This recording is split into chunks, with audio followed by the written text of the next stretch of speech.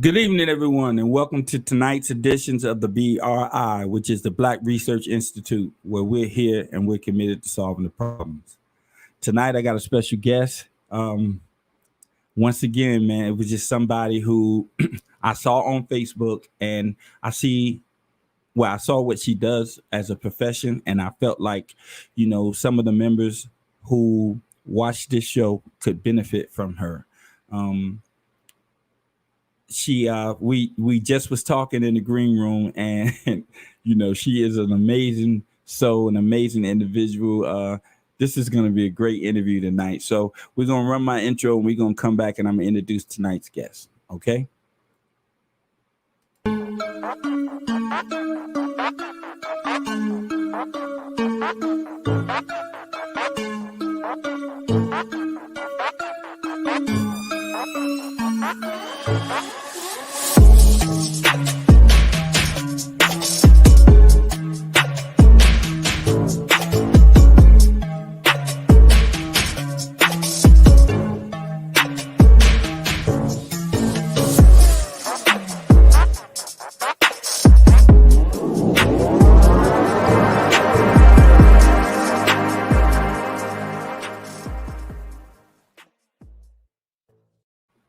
And we're back, the BRI, Black Research Institute. So, as I said earlier, tonight I got a guest. She's in finances. So, without further ado, we're not going to waste any time. I'd like to introduce you to Miss Ceara Friday. Hi, everybody. Hey, C, how you doing? I am good. How are you? I'm doing good. And, we trying to act like we just not talking. We just had a full conversation. Yes, a full great conversation at that. Yes. But I'm doing good, man. I know this is going to be a classic interview. But before we start, tell the people about a little bit about yourself. Well, I am Ceara Friday. My company is called First Class Professional Services. So we specialize in financial literacy, beginning with credit repair, getting your credit together. Firm believer, if you fix your credit, you change your life. And great credit takes us where money can't. So specializing in credit repair, I've been in the industry for about 7 years now. I've had First Class for 4 years. It was birthed after I couldn't get anything. So birthed my business based off my situation. And once I figured out everything, how to set the roadmap up and follow the blueprint, and with my strategies, I was able to go from a very poor credit score, 400s, to currently over 800 now. So being able to teach that to other people, that's what I do in my business. So not only do we specialize in credit repair, we help people with our Road to Home Ownership program that we partner with an amazing realtor and lenders to help them become homeowners, and investing, insurance. We make sure your whole financial life is together, including starting your business. Wow.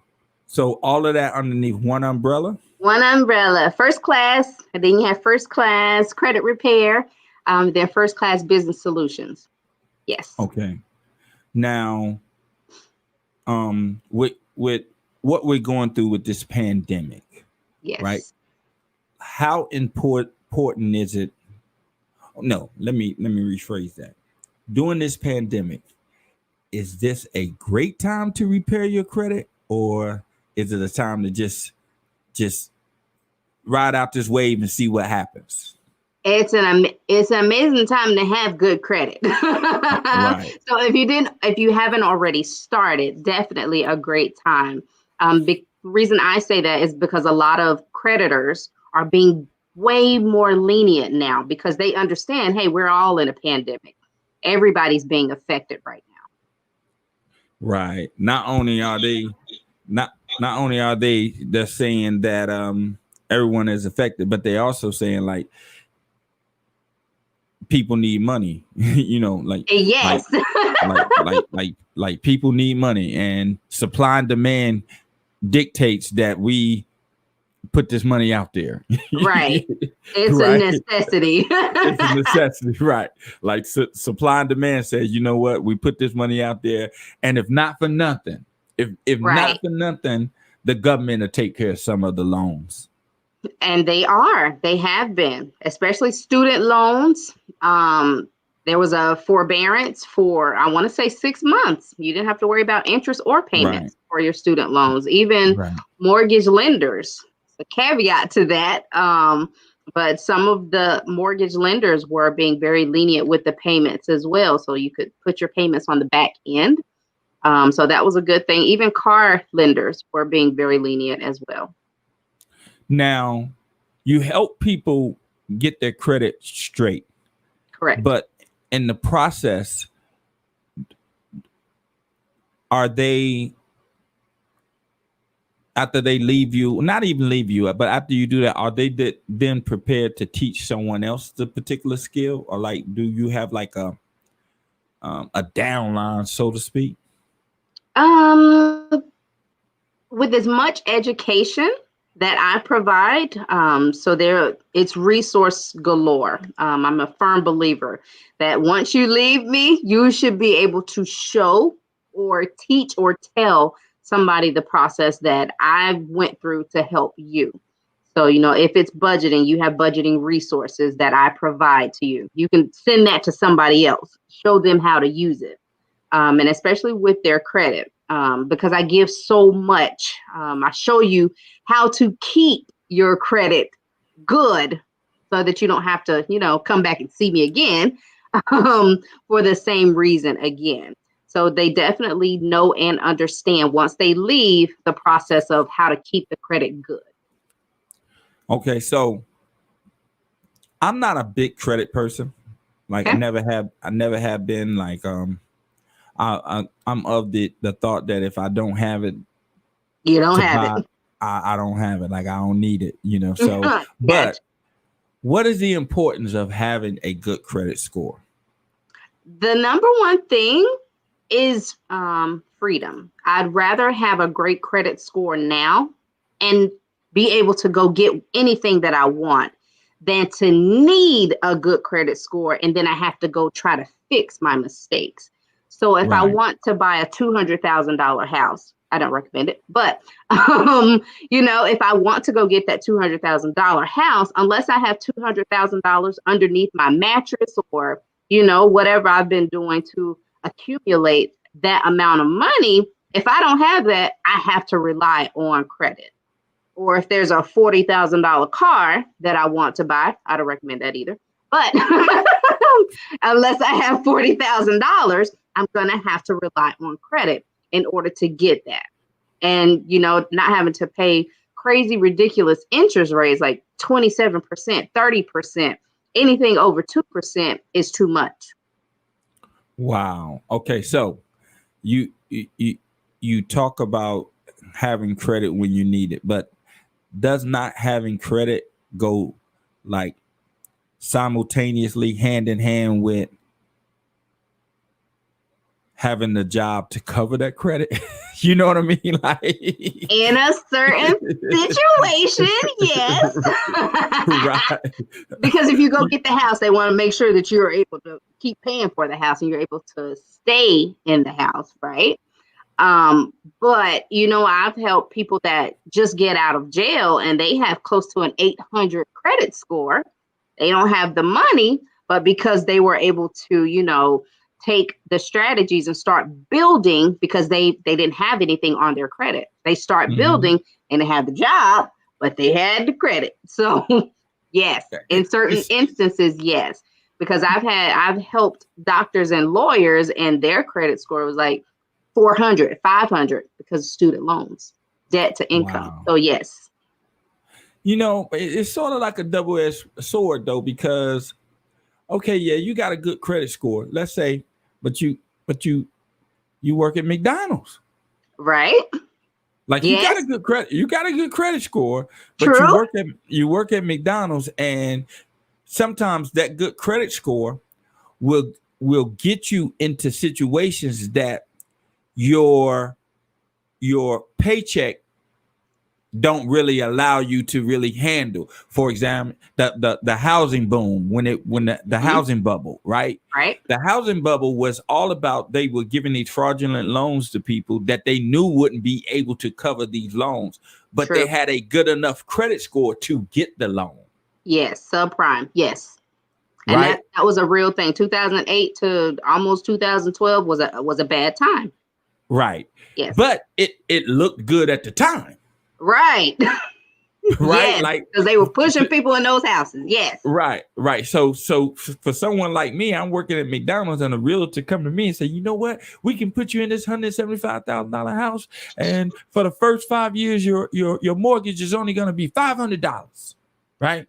Mm-hmm. And they have that $500. arm. Right. Exactly. Right.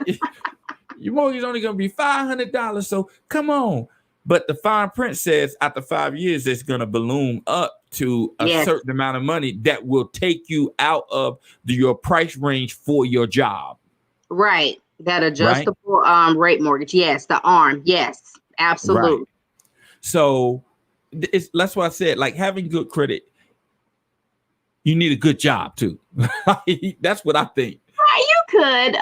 So one of the programs that Amazing Realtor, Kamisha Young, the Road to Home Ownership. Wait a minute. Wait. Ho. Did you say Kamisha Young? Yes. Oh, well, shout out to Kings Mountain, because that's where I'm from. Kings Mountain. That's my home girl. Yes. Yes, that's my home girl. Yeah, she just bought an old I think a gas station. Yes. Yep. Right in the middle of town. Okay, I'm sorry for cutting you off, but go ahead. So but yes, so a Road to Home Ownership, you're partnered with her, so she's your realtor. And the thing is being able to go to, the McDonald's workers. We're not going to tell you to go and buy a $200,000 house because it's not realistic. We help them set realistic goals. So if being a homeowner is your goal, you can absolutely make it happen. We set realistic goals. So a $200,000 house, when you're making $10 an hour, it does not really make sense, right? So we sit down, we go through everything because that's not realistic. So a $100,000 house, absolutely realistic. But I want a $200,000 house. So you want to go get another job. You have to have the income that's going to be able to pay for that house, right? Yes. Right. Yes. So basically what you're saying, while you're working on your credit, always try to increase your income. Absolutely. I'm a firm believer that multiple streams of income, it used to be optional. It's not optional anymore. It's a necessity at this point. Used to be just a hot commodity. Oh, I do this on the side, or I have this extra hustle that I do. Having multiple streams of income is definitely a necessity now, especially with the pandemic, because a lot of people were laid off or completely furloughed and got no money until the unemployment kicked in. But if that was the only thing they were relying on when the unemployment got cut from the $600 or whatever that crazy amount was to the regular amount, your bills still had to be paid. So, with your other streams of income, you can still make that happen. Okay. Now, when it comes to like you have TransUnion, right? Mm-hmm. What is it? Experian, yep, and Equifax. And Equifax, right? Yes. Why are they different? It's 3 separate entities. It's really a lot more bureaus that have information on us, but those are the big 3. The big 3 credit bureaus. So they're in separate parts of the United States. It's 3 separate entities that collect information on you. That's basically what they do. So the collection agencies, the lenders, anybody that's pulling your credit, they're going to go tell Big Brother, Equifax, Experian, TransUnion, hey, I pulled their credit, just so you know. go lower their score. Or, hey, as a collection agency, they ain't pay their bills. So let me tell you, so you can lower their score. Now, this is what I want to say. Okay. I'll ask you, why does someone looking into my credit lowers my score? If it's a hard pull and you yourself personally didn't do it, that says, hey, I'm looking to have funding. I'm looking to have you issue me for you to give me some money, basically. And that's going to your risk factor. Why? I mean, but why? Why does it have to go against me to look for some money? Now, if you go pull your own credit, it doesn't affect you. You're able to pull your own credit scores. But if you have a lender, like you want to go get a credit card, for them to look at it, it's going to cost you a couple points on your credit. Why? That's the way it works. Why does it work like that? Like, why does it work like that? Like, you're just looking at my score. Like, why does looking at my score bring me down? Like, it's a hard inquiry. Yes, it is a hard inquiry. And, so they want to, best said, they want to limit the amount of hard inquiries that you have. So if you have 1 to 2 per year, it won't hurt you as much. If you have 5 or 6 or 10 people looking at your credit score within a certain amount of time, you're going to lose a lot more points than the person that only has 1 or 2. So this is how I look at that, what you just told me. This is how I look at it. Okay. So let's say I'm looking for a house. I'm looking for a house and I go to one lender. He pulls it, right? He pulls it and he don't approve me. And I go to somebody else. They pull it. They don't approve me. And I go to somebody else. They pull it. They don't approve me. So now it looks like I'm desperate. You're shopping. Right. I'm desperate. So if he's desperate, if he's that desperate, then he's a risk. A lot of times, yes. Now, if you do it within a time frame for mortgages, 14 days. So if you go and apply, you can go apply Wells Fargo, Navy Federal, Bank of America, Homestar, wherever, within that time frame, it's only going to hit you one time. Okay. So you can lose about between 3 and 8 points, just depending on where your scores are.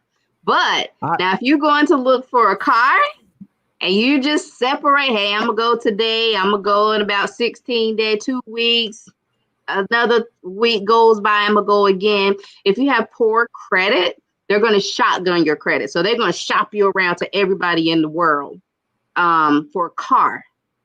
Your score was going to go down if you have poor credit and you get shopped around. That's almost like if I had ID, I wouldn't need ID. Right. Right.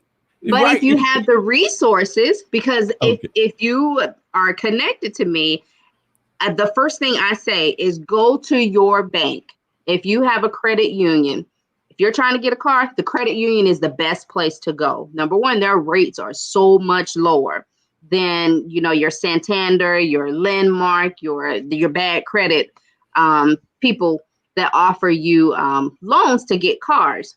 So go to your credit union and have them pull your credit. It's one pull.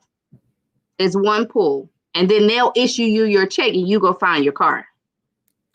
Instead of just going to CarMax or, a big. Hey, I got my car from CarMax. Don't do that. They shop you around to all 31 of their lenders. They push you out and say, hey, which one of you guys can, they're going to dangle the bait. Which one of you guys want this to pick up this client? She got bad credit. So somebody pick her up. Now, what you're talking about right now is what people actually really need to understand. Like, right. Like because I still can't wrap my head around if you're just looking to give me some money, how does it cost me? It's going to cost you some points. But then when I think about it, if I go to an ATM that's not associated with my bank, it's going to cost me money. It's costing you money. Absolutely. So they get you coming and going. Exactly. Exactly. Yes. Double whammy. They Absolutely. get you coming in. So because we know that they get you coming and going, we need to educate ourselves before we even go. Yes. Know your score before you apply for anything. That's why Right. one key thing is pay attention to your credit reports. Okay. I don't care. Credit Karma, I talk junk about Credit Karma a lot, but it's a resource for you to use to see, hey, something is dinged on my credit, somebody pulled my credit, something was reported on my credit. It's two services that they offer right now, TransUnion and Equifax. And you can go to Experian.com and you can look at your credit reports for them for free as well. Okay. Now the Experian Boost, does that work? For some people, it has pros and cons with it. Pro, you could get instant points. You literally could get instant points by them reporting your cell phone bill, you paying your utilities on. Well, they're looking at the amount of times that you've paid it. So you could get instant points right then. A con for me, you have to put in your banking information. They already know Mm, enough about me to create this score based off things right. that's going on with my personal finances or my personal life. Period. Somebody pulling my credit, a collection pops up, my mortgage is late. Well, just different things like that. But you have to put in your banking information for them to even see those accounts are being paid. That's a con for me. I don't need Big Brother all in my bank account. So that was a con for me. Okay. So know your credit score, pay attention to your credit report. What Yes. else, what other advice would you give people? A lot of people always say cash is king. I mean, unless you have $200,000 again under the mattress that you can go buy that house, I say credit is king. Credit gives you that power to be able to say, "Hey, I have over a 600 or 700 credit score. I can go onto this car lot, this dealership, this mortgage lender, this credit card that I want, and not have to worry about being denied." And once I have that credit, I would much rather have it, the credit card, the house, the car, and not need it than rather be out here broke, busted, and disgusted, needing to get a new car. And I can't because my credit score is not where it needs to be. Okay. When did this phenomenon called credit score start taking a hold on the America? Because I don't remember my mother talking about her credit score. It's been out for a while. So FICO, was it the 50s? It's been out for quite some time now. Yes. Yes, Fair Isaac. Yes, it's been out for quite some time now. And in our culture, credit's not talked about. Finances is a huge taboo for us. Mm. Hate to say it, because I didn't know about credit when I graduated, and I thought, hey, I'm gonna buy me a house, and they're like, no, ma'am, you are not. Right. So it's a huge taboo, but yes, it has been out for quite some time. I want to say over 50 years. But actually getting into it and understanding it because the algorithms definitely change to see what's affecting how much this will be affecting you if you do something. So if you max out your credit card, your payment utilization is going to cause your credit score to go down. Okay. If you Now, pay late, yes. right. So now, let's say I want to buy a house, right? Okay. But I want to calculate like my my success rate with getting a loan, right? Like Okay. that algorithm that TransUnion or Experian or Equifax, the algorithm that they use to figure out your credit score, is that available for us? The so you so let me put this in the best terms. Your credit score is calculated when you have it pulled. So Oh, at so it's not that just moment in time is so it's when not you have it it's, pulled. it's not just sitting there waiting on you to, it's not chilling. Like Right, right. right, Okay. right. Okay. So, and So that's when why I tell people, yes, I have over an 800 credit score, but I had to have right, my credit pulled and I might have lost a couple points. So it's still over an 800 credit right. score, but your credit score is calculated when you have it pulled. Oh, so that means if you got an 800 credit score right now and you go buy a house 2 minutes later, you still don't have an 800 credit score if they pulled your credit three Right. minutes Because I later. might get hit with those inquiries. And then if I Right. do start the account, that brand new account is going to go on my credit because Okay. that's calculated in there too. So you have about, so it starts, so you have between 3 and you have 850. You got about 550 points that you can play with. And, matter of fact, I'll post it on my page after this, how you can see how close you come to calculating your own credit score. So because you have about 550 points you can play with. See now that information right there. A lot of people think, oh, I got over 800 credit score. They think that 800 credit score is just chilling, and that's what they have. Like that's what they have. But that can change with opening up a new credit card account. Like Yes, that can change like that, opening up a new credit card account. So it ain't a static thing. It's a very fluid thing, right? Like it it's is. fluid. Right. Okay. Wow. I didn't know that because I thought your credit was just chilling until you needed it. Right. So it's there. So the algorithm says I have 35% is, are you paying this on time? 30% is, are you maxing out your credit cards?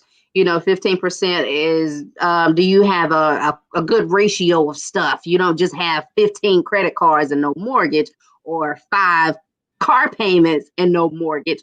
A good balance of things. How many people are pulling your credit for inquiries, and then your account mix. So it's a whole algorithm of, it's Wow. a formula of things that make up the beacon score, the FICO score. Yes. Okay. Wow. So if I were to um, hire you, then this is the information and the tools that I would be given, right? Yes. Yes. So during our consultation, we go through everything. So when my clients be like, "Oh my goodness, you're in my business." Yes, baby. I'm trying to be in your business so I can help your business get better, right? So Right. are you paying your bills on time? So that's a key thing, because if you're paying your bills on time and you can't manage money, credit repair is not going to help you. You have a Right. money management issue that you have to take care of.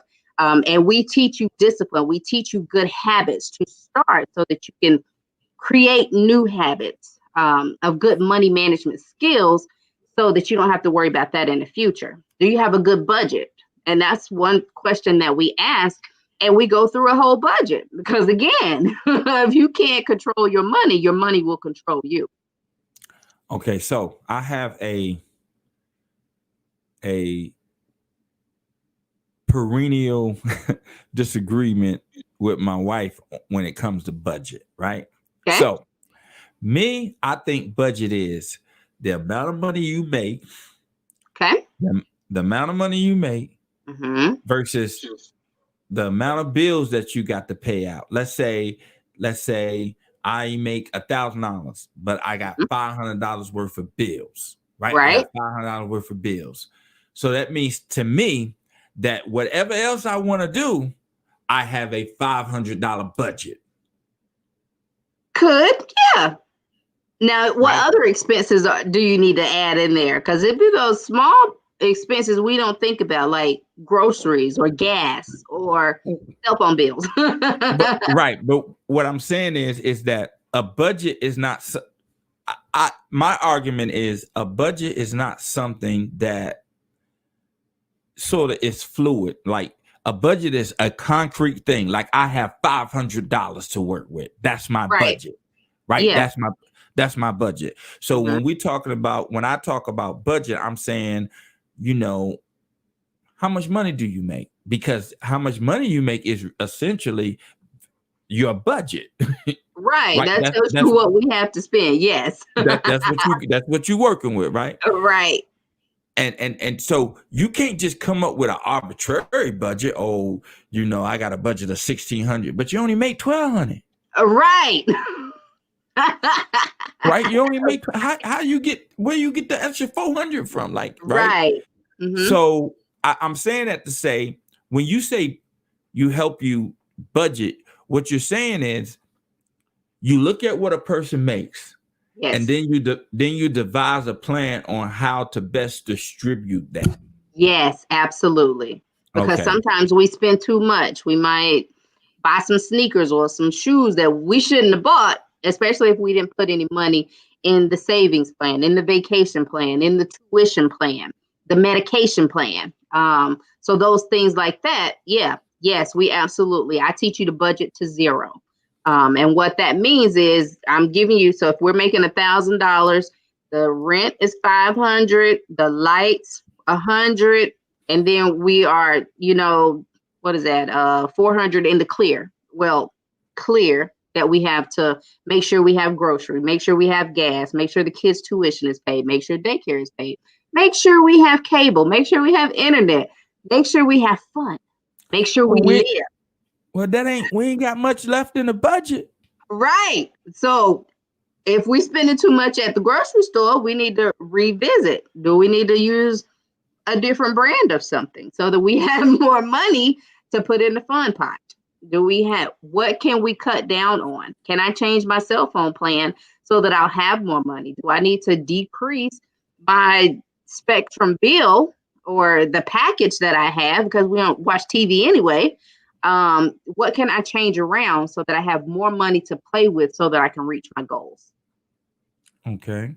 Mm-hmm. Emergency fund. Yes. Right. So what do you propose people should have in their emergency fund? The emergency fund for me is the base 3 months of all your expenses. So of your car payment, whatever your rent mortgage is, what a projected amount for your utilities, your cell phone, and your groceries. I think the pandemic really taught a lot of people, man, I didn't have enough money in my emergency fund because, when they didn't initially give out the unemployment, when everybody was either furloughed or, laid off from their job, they looked at that emergency fund and was like, baby, we're going to have to make this stretch. We ain't going nowhere. We're going to make sandwiches every day. We're going to eat ramen noodles, SpaghettiOs or something. So that really taught a lot of people, hey, I don't have enough money in my savings or in my emergency fund to take care of everything without having to have that assistance. That's because, next Friday, you're going to get a paycheck. Right. But in the event we have pandemic round 2, which I hope everybody is gearing up and getting ready for, because it could possibly be coming back. The shutdown could be possibly coming back. Oh, no, it's coming back. You ready? It's coming back. And I'm not saying that it's coming back simply all COVID related, but it's flu season. So I think a lot of people are going to be so scared that they get the flu that they're going to go in thinking that they got COVID. Right. What I mean? So they're going to overwhelm everything. And I tell my wife that back in August, I told her we had at least 18 more months of this. Right. Mm-hmm. Absolutely. Like 18 more months before we can actually, there's no normal America, because it switches up, like there's no normality to America, like it switches up. But in order for us to really get back to being outside, being around people, going to work and not worry about it. So it's going to be 18 months. But in that 18 months, right, if we don't, like right now, what you said about the pandemic has taught people that to make money stretch. Yes. Like So it would be logical that you take what you've learned throughout this pandemic on how to stretch that money throughout this pandemic. It would be logical that you say, well, I'm going to take this same mentality when Mm-hmm. the pandemic is over with. Right. Right. Keep those skills Right. even when the pandemic is over. It's great discipline to be able to say, hey, I don't need to go to the grocery store today. We're going to cook what we have in the refrigerator, in the cabinet. We don't have to go out to eat today. We have food here. We don't have to go spend money, at any other store. We don't need gas because we don't need to go anywhere right now. Right. Just different things like that. We need to enjoy the simplicity, because that definitely taught us a lot of simplicity, of being home. Right. Take those same skills, because I know a lot of people, when they were getting the larger employment checks or whatever, if they took that time and really understood, like, hey, let me stack some of this money back just in case, for a hard time. So take those same while you're back at work now, working your job, or whatever your hustle is. Take those same skills, that same discipline. Keep putting money back, for your rainy day fund, for your vacation, because eventually we'll be able to get out. Okay, so with that being said, when you say take those same skills, do you think that the pandemic has, like, I know it exposed a lot about our economy, or not even economy, the way that we handle and look at money, like the way that Right. we handle and look at money, right, as Americans, because we're so used to saying every Friday I am going to get paid. So if Mm-hmm. I can't pay this bill this week, the next Friday I'll be able to take care of it, or the Mm-hmm. Friday after that, right? Right. So with all my interviews, with all my interviews, the same thing, whether it be athletic training, starting a business, like everything is the basic thing, and that's discipline. Absolutely. Like Absolutely. just having discipline, right? Right. Now, discipline is one of those things that if you don't enjoy it, like me, I used to love playing basketball, right? Okay. So I was unconsciously disciplined to play basketball every day because I loved it, Mm-hmm. right? I disciplined myself that I had to play basketball every day. I loved it. But I don't discipline myself on saving money because I like to buy stuff. Right. You know what I mean? Like I like to get stuff. Like if I want Right. something, I want to be able to get it. Like even though I know that you get this, you might not be able to do this thing that you really need to do this week. You Right. you really need to do Sacrifice. this week, right? Mm-hmm. And as a small business owner, and as an entrepreneur, I have to be more diligent in that because honestly, I don't know when my money is coming. Right. Right. We don't have a steady No, paycheck. I don't know when it's coming. Right. And because I don't know when it's coming, I gotta be more mindful when I grab it. Like I gotta make the Eagles grin before I let them go. You know what I mean? Exactly. you know, Exactly. Put your money to and work. Yes. yeah, make money, make money. Yes. Make money, money, make. Yes. Make money, make money. But it's hard because we're so conditioned because we like stuff. Yep. It's a materialistic culture, essentially. I like memories. I like experiences. So my money goes to, hey, let's go to Egypt, or hey, Right. let's ride to the beach. Let's find a cabin. Let's ride to a state we haven't been to. Mine is memories, making memories that my children would be proud of, or say, hey, I've done blah, blah, blah, blah, blah. I've seen the monuments in Washington, being able to do those different things, have them experience different things.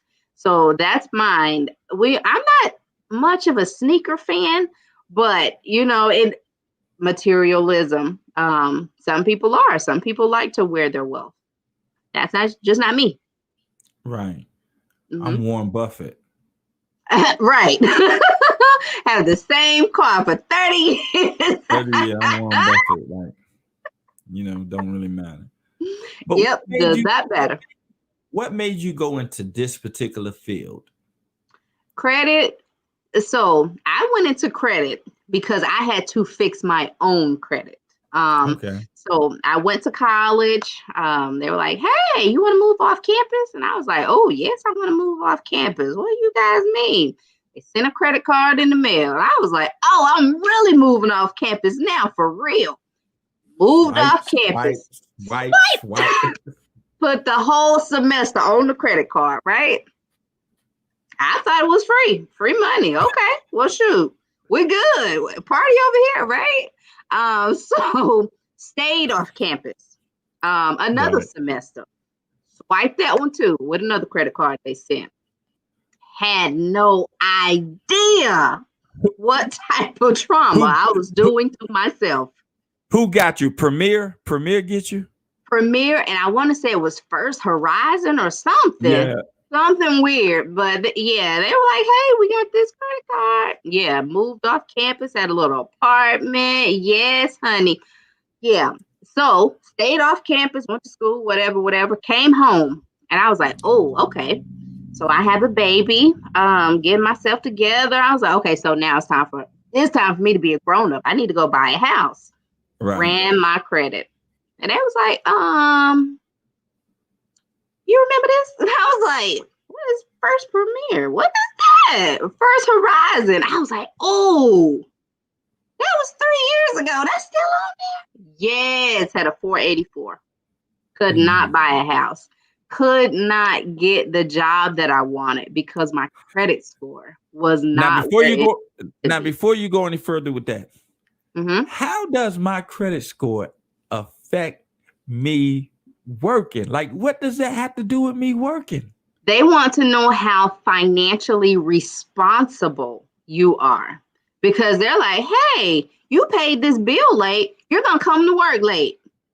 You left Capital One, you let them charge your stuff off. You didn't even pay them the money that you spent on their credit card. You just let them charge it off. So you're gonna leave us high and dry when we trying to promote you in this position. If you don't like something that's going on, you just gonna bounce. Yeah. Okay. Financial responsibility. They want to know, hey, do you have a ton of people that's looking at your credit? Are you desperate for help right now? Yeah. Right. Financial responsibility. They're checking, especially now. A lot of my clients now, they're like, Ceara, I am frantic.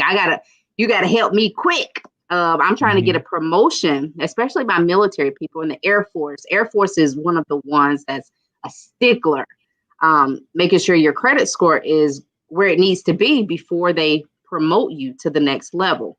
So yes, my Air Force guys, we have to make sure that credit is A1, because if it's not, you have late payments on there or collections on your report, you're not getting that promotion until you get it fixed. Wow. Right? And one thing that one of the recruiters was saying, oh, we just tell them to pay it off. I was like, pay the collections? I was like, that's going to make their credit score worse. Did you know that? And they're like, oh, no, we did. We just didn't want to see it on there anymore. I was like, it doesn't remove it unless you tell them to remove it, unless that's in the agreement that they are going to remove that delinquent account from your credit score. It's just going to show up as a paid collection. It's still negative. It's still bad. So have it removed completely with the challenge, with the disputing tactics that I do for you, for my clients, instead of just paying it off. So we had to school the recruiters too. Wow. I mean, man, America is like a crapshoot. Yep. It's like you roll the dice every time you do something. All right. You roll the dice, and if you want to like get ahead, you got to have some trick dice. And and I look at your service and people that do the things that you the trick dice. I'm the trick dice. I'm the plug. I'm the magic that you need. Like, you better come over here, learn this magic, baby. Get you ahead. Right. So you got into you got into the credit field because you were having problems with your credit. Yes, with my own credit. So the credit cards had my score tanked. And then so you get out of school, you got 6 months to start paying your student loans. I was like, dude, I gotta find a job first. Right. That's gonna even pay me. So I didn't even think about my student loans, didn't touch them, didn't look at them. So they went into default. That was another major derogatory that hit my credit. Had a baby, he got sick, didn't pay the doctor bills. I think it was like a copay or something. You just didn't pay him. You see the little mailers coming through the mail. Like, oh, LabCorp want their money for some blood work or for some tests. You just didn't pay it. Collection hit that report. Lost my job. So I had to watch my car that I was making payments on. I couldn't make the payment. So I watched them repossess my car. So I had a repossession on my credit. I had an eviction. You lose your job, you can't pay. Right? So I had an eviction on my credit report. And then, those collection student loans and credit cards. So being able to teach myself how to, sorry. That's my little ticker. I didn't know what that was coming up there, but teaching myself those tactics to be able to fix what I messed up. It was me. I messed up. So being able to use those strategies to get the negative stuff off, and then being able to first get another credit card, which actually started the saving process of my credit report. So credit cards was a curse, and then it was a blessing because I learned how to use them effectively to help my credit score. Well, isn't that what like most things in life is about? Like, anything in life, you can find a blessing in it, but it can also be a curse too. Absolutely.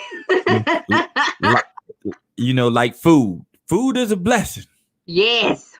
But too much food is a curse. Right. So, right. That's just how life goes, man. But thinking about you and in college, how when the housing bubble collapsed, and they would say it's due to predatory lending. Right. Yes. Right. Now, when you think about this, the word predatory lending, meaning they are preying on you to give you money. Yes. Bad money.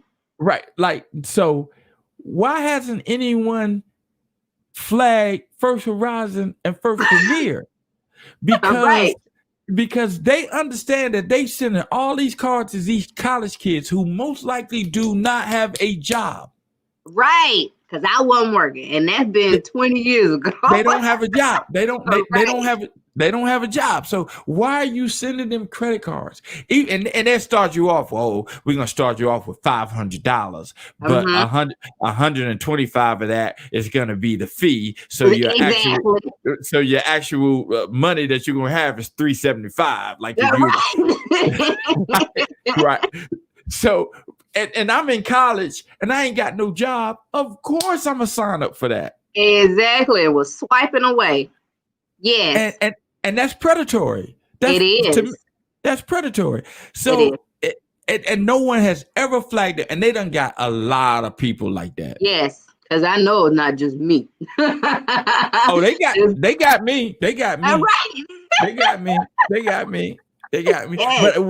But what I understood about them too, as I got older, they got you, and they may have lost some money with me, right? Right. Because I didn't pay. Like I ran up the credit card and I didn't pay. Right. But they're insured. Yes. Yes. right? Insured majorly. So that's fine. You didn't pay. They'll do the But they little insurance claim. where they got that initial 125 though. They got that Oh, 125. right. Right. They got Right. that first. They got that. They Those are got that just in 125. case you mess up. Right. So that oh man. Like it's credit and your credit score, it ain't really complicated, right? It's not really a complicated process. It's not. It's just more of you just being disciplined, correct? Yes, being very disciplined. And and I tell my clients a lot of it should be common sense, right? If I want to keep my lights on, if Duke Energy say, hey, these lights are due by the 5th, you don't pay them by the 6th or by the 5th, on the 6th, you will be turned off, right? Right. So it's the same thing with credit. If I know my mortgage or my car payment, my credit cards, or anything that's reporting is due, I need to be paying that on time every time, because that's a huge piece of your credit score. Pay on time. Don't max out your credit cards. Netflix on there and chill. If you are building or rebuilding your Netflix score, and chill. I know that's yes, right. Netflix and chill. You put Netflix on there, a very small bill. And I'm not saying a cell phone bill. I mean something small, less than $20. Get a credit card, because you need a credit card. That's one of the key factors to make sure you are using the credit card. That's why I say put Netflix on there, and that's it. And that's it. Don't max out the card. Just some of those key basics to make sure you are doing well with your credit. Wow. Okay. Mm-hmm. Man, I mean, it's one of those things to where when you're not used to managing anything, Mm-hmm. Right. like you're not really used to managing anything, like you're not used to managing your time. That's why you're late for everything. You know what I mean? Right. That's why you're late. You're not used to managing your consumption of food. That's why maybe you're unhealthy. You're not Right. used to managing your physical health. That's probably why you're out of shape. Mm-hmm. So that is like a fundamental thing that mentally you have no discipline. Right. Like And you it could show, right? right. You because if you don't have any discipline, it ain't gonna just be like, well, I don't have no discipline with money. No, Right. that's gonna show throughout everything in your life, right? It's gonna show throughout Absolutely. everything in your life, right? You can't say, I manage my money well, but you are just laying around letting yourself be unhealthy, Mm-hmm. right? Right. If you're disciplined, you're disciplined. If you're not disciplined, you're not disciplined, right? Completely. Yeah. So you give people the tools, but it's really up to them though, right? Absolutely. Because I do my part. If it's the challenges, the strategy to go attack the negative stuff that's on the credit report, I do my part. Okay. We're going to do some ninja karate chopping magic to get that negative stuff off. But in partnership with the client, you still have to do your part. You have to pay your bills on time. So I'm doing my part. And if you're not paying your bills on time, your score is going to tank. Or if you're maxing out your cards, your score is going to tank. If you are going to apply for 27 different things, your score is going to tank. Right. So yes, you have to. It's a partnership. Man. So when you're training these people, is it a ongoing thing, or I can come to you and say, I need you to repair my credit, and you work on it, and within a certain amount of time, I don't know what that time span could be, but in a certain amount of time, we done got to where I need to be.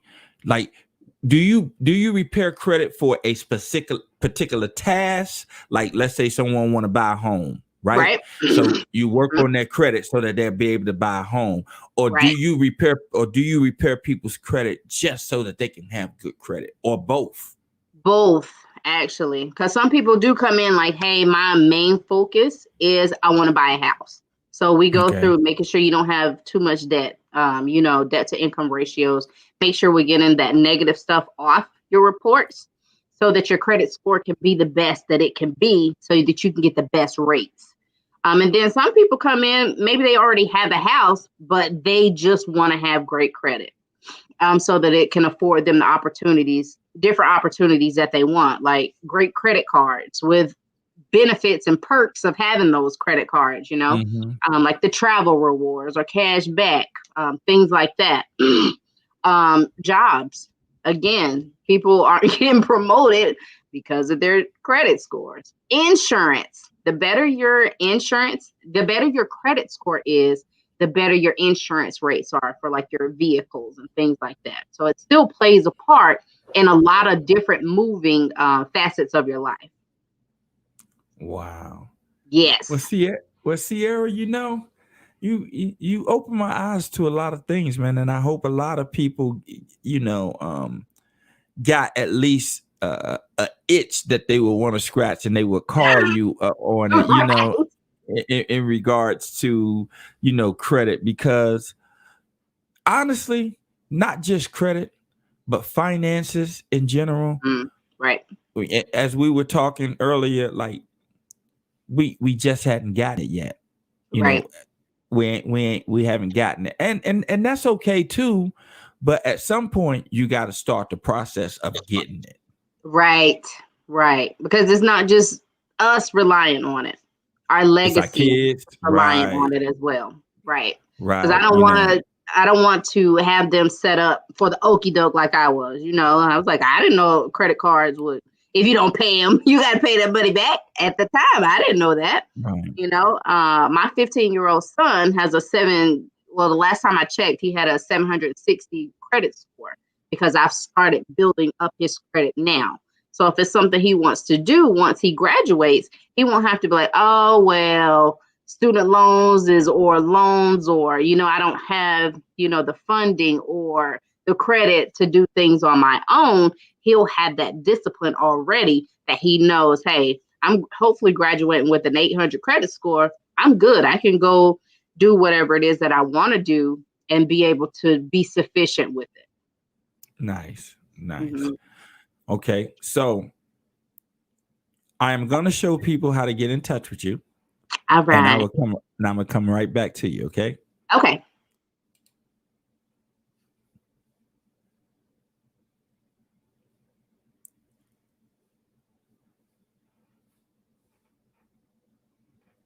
So that was a surprise. You didn't see that one. I didn't see that one.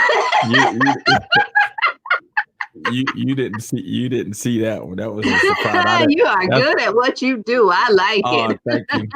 thank you. I didn't show that to you. I said I'm gonna surprise her, let her, you It know, was. right. But I want to say on behalf of everyone here, which is just me at the BRI, uh, I, thank you so much for agreeing to do the interview with me. I'm sure that you have enlightened and informed, as many people that view the live. Um, I will periodically call on you. Absolutely. I'm here to I will, help. I will periodically call on you, especially after January 20th. Uh-huh. Right. Because I do believe after January 20th, there's going to be an influx of cash that's going to be put into, America through stimulus packages. And, Right. So it's going to be um, a lot of influx of money put back Right. into the economy. And if we learn anything, if you just would have invested a little bit of money in certain companies, you could have just you could have doubled your stimulus check in a matter of months and got out, Right. right? Exactly. And got out, Exactly. right? So when that money hits, I'm gonna be calling on you again so that you Okay. can sort of guide people on not only how to invest that money, but how to budget that money, how to Yes. leverage that money against their credit score, And instead of working for a credit score, get your credit score up to let your credit score work for you. Absolutely. Go build wealth. Make your credit score work for you. Go flip some houses based off your credit score with other people's money. So With absolutely. other people's money. Yes. And don't be trying to use my slogan, make your credit score work for you. Don't Yes, I'm using it. If you take my slogan, I'm gonna have to get some money off of that. Like, I'll send you some royalties. I got you. I'm gonna need that. I need that quarterly. All right, dividends. Yes. I need that dividend. But again, Ceara, thank you. And as I said, I will be calling on you again. And after I do my intro, just hold back. I'm gonna do my intro and I'm gonna come back and I'm gonna talk to you because I want to talk to you about some things. Okay. Okay, I will. All right. Thank you, everyone. That's Miss Ceara Friday. Bye. Thanks for having me. All right, everyone. I hope you were informed about something about credit and credit scores that you may have not known. And if you weren't informed and you want to know more, here's how you can get in touch with Miss Friday.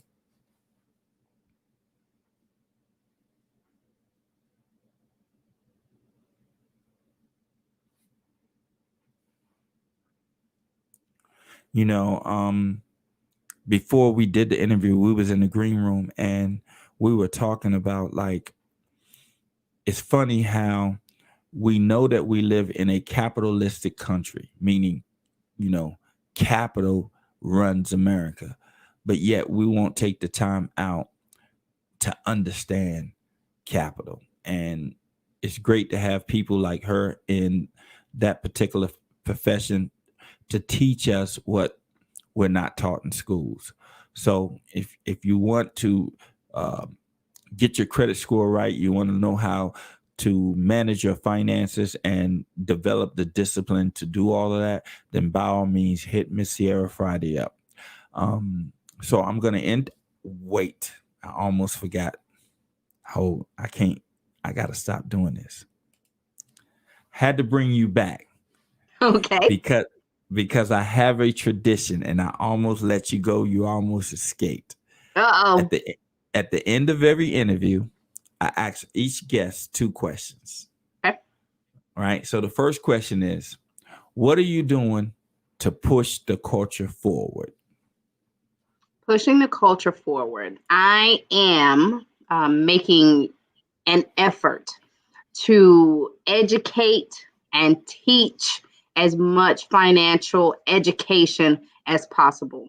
I feel like sometimes the resources aren't readily available. So I try to take that out of the equation so they can't say, oh, well, I didn't know.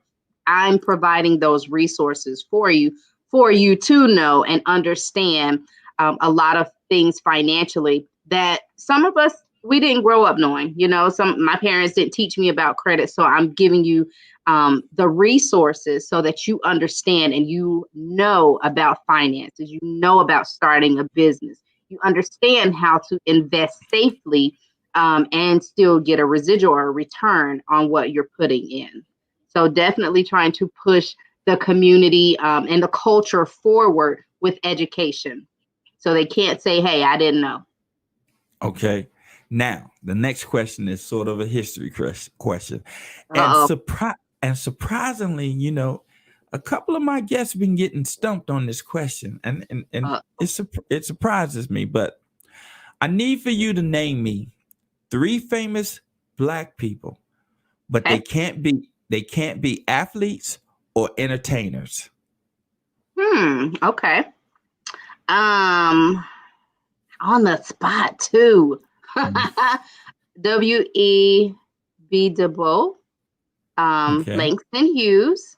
And you said they can't be athletes or who else? Or entertainers. Malcolm X. Okay. All right. Well, you name 2 that haven't been named yet. Like okay. W.E.B. Du Bois. Souls of Black Folks, one of my best books, like Mm-hmm. ever, ever. I I I liked the book. I didn't quite like him because he had a beef with my idol, which was Marcus Garvey. So Oh, Marcus Garvey, right, yes. yeah. So but Souls of Black Folks was an excellent book, an Right. excellent read. And then Langston Hughes is a native son. What else is there to say? Like, Right. He just speaks like for what? himself. Right, what is there to say? So, and Malcolm X. A lot of people name Malcolm X, Um, but I'm asking people this because I'm trying to show us how much or how less we know about each other. right. True. Right? How Some people less we don't dig know. back into the history. True. Right. Well, I mean, history is something that needs to be taught. Definitely.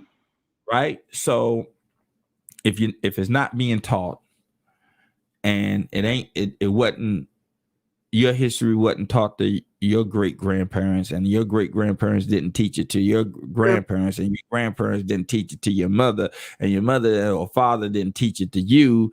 True. Then as generation goes on, a lot of those people are going to get lost. Right. And the information is gone.